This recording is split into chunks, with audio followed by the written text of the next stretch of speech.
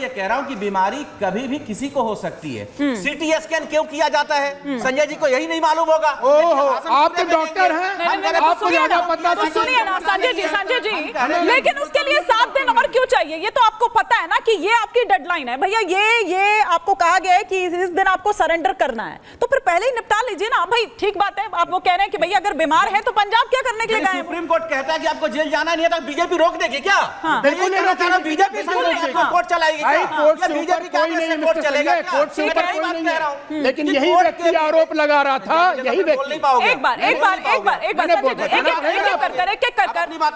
ठीक है, आप अपनी बात रखिए, फिर मैं राजीव जेटली जी से काउंटर लूंगी। हाँ, सुप्रीम कोर्ट का जजमेंट आएगा, वो बताएंगे कि हाँ अरविंद केजरीवाल जी आपको घर रहना है या कोर्ट जाना है, जेल जाना है 1 तारीख को। भारतीय जनता पार्टी तय करेगी। लेकिन कोर्ट ने ही तो मोहलत मोहलत 1 तारीख तक दी है ना। अब ये तो उन्होंने एक्सटेंड करने की बात कही और एक्सटेंड करने की हम नरेंद्र मोदी से नरेंद्र मोदी जी से मांग रहे हैं कि आपकी आप डेट बढ़ा दो, जो इनके पेट में दर्द हो रहा है। हम उसी कोर्ट में गए जहां मेरा अधिकार है, और वो मेरा अधिकार है, लोकतांत्रिक अधिकार है। ठीक है, और अरविंद केजरीवाल का भी लोकतांत्रिक अधिकार है। वो कोर्ट के पास जाएं और अपनी बात रखें। एक क्विक रिएक्शन राजीव जेटली जी। फिर और भी कई आरोप लगाए हैं सौरभ भारद्वाज ने, मैं उन पर भी आऊंगी, पहले इस बात पर आप जवाब दे दीजिए।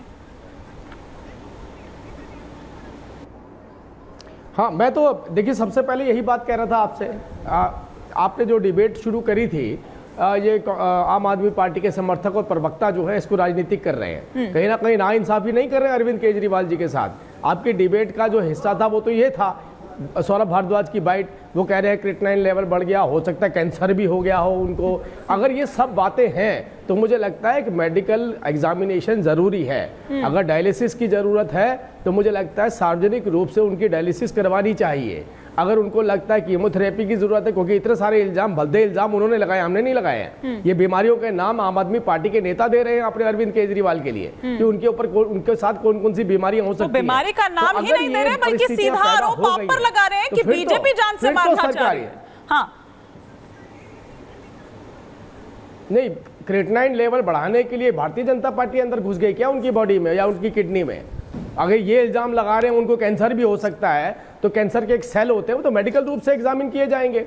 ये भारतीय जनता पार्टी पर बताइए किस लेवल पर जाकर के ये बात कर रहे हैं, किस स्तर तक गिर चुके हैं ये। अभी अरविंद केजरीवाल हष्टपुष्ट है, स्वस्थ है, इनके नेता उनको ही मारने में लगे हुए हैं। बताइए कितनी गंभीर बीमारियों इमोशनल कार्ड खेल रहे हैं निवाज शर्मा, आ रही हूं संजय जी के नाम पर। ठीक है, लगता है कि राजीव जेटली जी कह रहे हैं कि भैया आपके मंत्री, आपके नेता खुद ही आपके मुख्यमंत्री को, आपके नेता को इस तरह की बीमारियां, गंभीर बीमारियों के नाम ले रहे हैं। क्यों इस तरह के नाम ले रहे हैं? इमोशनल कार्ड खेल रहे हैं क्या आप बीमारी के नाम पर? देखिए, बीजेपी की फ्रस्ट्रेशन जायज है। ये लोग किसी भी तरह से अरविंद केजरीवाल जी को जेल में रखना चाहते थे चुनाव के वक्त। वो उसमें इनकी बहुत सुप्रीम कोर्ट से अरविंद केजरीवाल जी ने बाहर आके अपना गणित खराब कर दिया। लेकिन बिना बात के तो कोई भी जेल में ऐसे नहीं रख सकता है ना निवाज जी, बिना बात के तो कोई भी ऐसे किसी को भी जेल में नहीं रख सकता है ना निवान जी। बिना बात के तो कोई ऐसे जेल में नहीं रख सकता है ना भाई। भ्रष्टाचार का आरोप लगा है, घोटाला अगर किया है तो उन्हीं सब। ये बीजेपी वाले रख सकते हैं बिना बात के जेल में, आप चिंता मत करिए। ये बिना बात के जेल में रखते हैं। इन्होंने ऐसे कानून बना रखे हैं जिसमें आपको बेल नहीं मिलेगी, आप जेल में रहेंगे। इन्होंने ऐसे कानून बनाए हैं, तो इनके लिए तो कुछ भी सोच लीजिए। जो प्रधानमंत्री पूरे देश के सामने ये कहते हैं कि पक्ष मुजरा करने को तैयार है, उनसे आप क्या उम्मीद कर सकते हैं? उस पार्टी से आप क्या उस पार्टी से सीधा बोलिए, अरविंद केजरीवाल के ऊपर ऐसे गंभीर आरोप क्यों लगा? कहां जा रहे हैं आप? इस पर रहिए ना। क्यों बता रही है अरविंद केजरीवाल जी को है?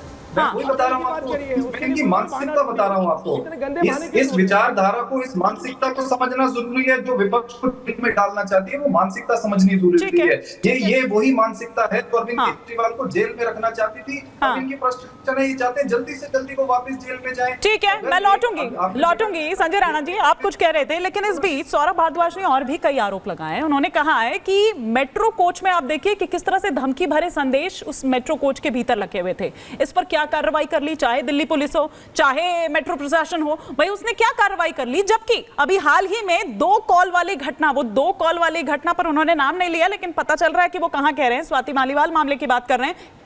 कि वहां पर क्विक एक्शन लिया जाता है, वहां पर एकदम तुरंत हरकत में आती है पुलिस, लेकिन यहाँ नहीं आती है। मैं दो चीज रखूंगा। आपको याद होगा 2022 में जब सुशोधा जी गिरफ्तार नहीं हुए थे तो क्या बोलते थे, मेरे पास फोन आ रहा है, मेरे पास पत्र आ रहा है, मेरे पास वीडियो रिकॉर्डिंग है, मैं सबको दिखाऊंगा, मुझे बीजेपी बुलाया जा रहा। 1.5 साल हो गया, अभी तक कुछ दिखाया गया नहीं, दिखाया गया। ये शगुफा है, नंबर 1। नंबर 2 मैं आता हूं, जब ये बोलते हैं कि भैया जेल में मुझे मार दिया जाएगा, जेल किसका? आपका। प्रशासन किसका? आपका। चला कौन रहा? आप। तो भैया फिर आपको क्यों तकलीफ हो रही है? सब कुछ तो आपका है, उसके बाद भी आपको कोई मार देगा तो दुर्भाग्यपूर्ण हो जाता है। और रहा इलाज की बात, भैया आज इलाज कराना हो या कल, अगर आप बीमार हैं तो कोर्ट तो संज्ञान लेगा ही लेगा। आपको पता है कि कोर्ट ने उनको घर का खाना भी अलाउ किया हुआ है, तो भैया जेल तो कर लेगी, कोर्ट भी संज्ञान लेगा। इतनी घबराहट और झटपटाहट क्यों हो रही है आपको? आपको पता है कि डर कहां पे है, आपको पता है गलती कहां पे हो रही है। हाँ, ठीक है संजय जी। इसलिए है हाँ। कि कन्हैया कुमार को मारने वाला बीजेपी का कार्यकर्ता और नो मेट्रो स्टेशन पे अरविंद केजरीवाल को धमकी लिखने वाला बीजेपी का कार्यकर्ता।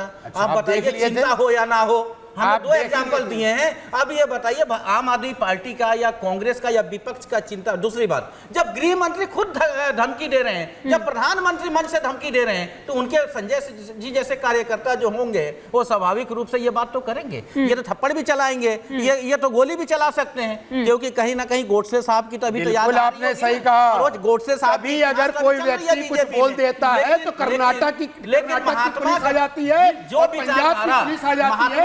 अरविंद केजरीवाल को दर्शाता है। मुझे तो ऐसा नहीं लगता है, मुझे ऐसा नहीं लगता है। डराता कौन है, धमकाता कौन है, इस सबको दिख रहा है। हेमंत सोरेन को या कांग्रेस को, ये हेमंत सोरेन को क्यों ना जमानत आपको मिल गई? उनको तो मिलनी चाहिए थी ना भाई, मुख्यमंत्री तो भी थे, इससे बड़ी जनता उनको चुन के भेजी थी।